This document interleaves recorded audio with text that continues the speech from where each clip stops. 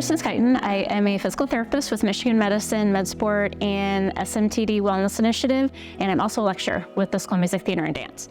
Today, we're just going to be talking about some ideas to take breaks whenever you are seated for a long time, whether it is studying for an exam, writing a paper, or if you're in a class that is 2 hour longs worth of lecture, to try to actually kind of feel like you can get some tissue mobility to help take a break for your body so you're not stuck in the same posture, the same position for an extended period of time, okay? Because that can tighten things up, it can be a pain generator, and it can be limiting your performance. So we want to make sure we're addressing this. So first of all, to try to take a break, we like to have you set a timer, whether it's on your phone, on your watch, something even on your computer, and being able to see, okay, every 30 minutes, every 60 minutes, can we take a 5 to 10 minute break? If you really have to plow through, get a whole bunch done, then maybe once an hour, but at least once an hour, moving around. And again, if that may be challenging for you to get up and move around, here are some ideas of what you can do just at your desk, okay?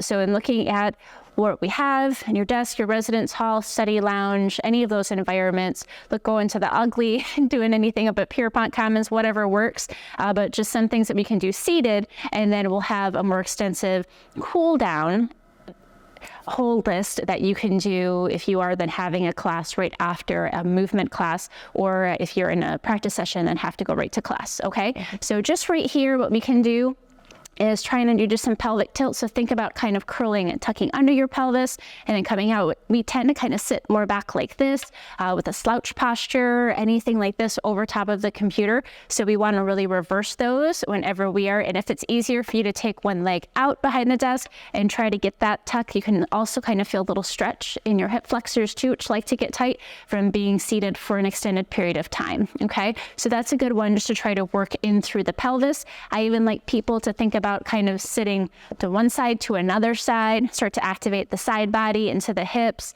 then maybe even a little hula hoop too, working clockwise and counterclockwise. And then you can feel like you're getting all those planes of motion and really getting some blood circulating that can help out with your tummy too if you have any like tummy ache or anything going on with that. What can happen as well from here, let's work through a twist. You can take, if you're rotating to the left, take your right hand and then position one back behind you. Say hi to your neighbor in the back, but maybe not say hi. Don't want to disrupt lecture. So from here, holding a little stretch.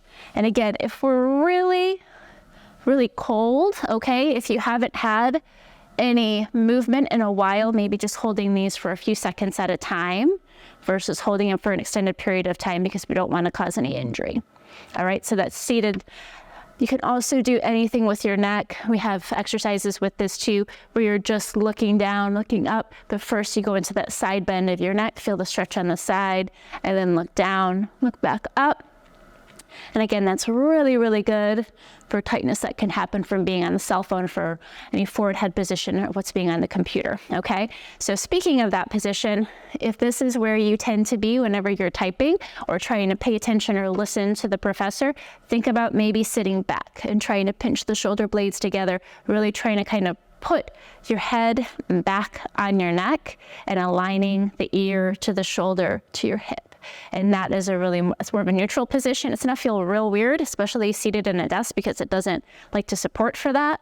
But it can be something that just gets a little muscle activation. And especially if you're prone to having headaches around the back side of your head, can be really helpful for that, okay, to not tension the tissue in the back side of the neck.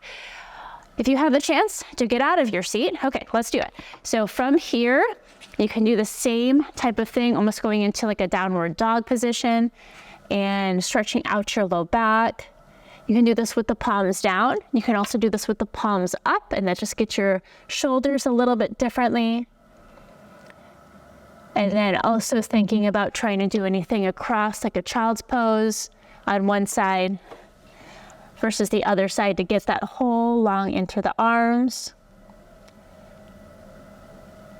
And then any of those positions, again, good to be able to help walk around, get things moving. Of course, going for a walk, going up and down steps, having a more active and stepping away from whether it's your instrument, your work, your paper, anything to be able to get your body moving can sometimes even to help you to be able to learn and process any of that material that you're trying to take in.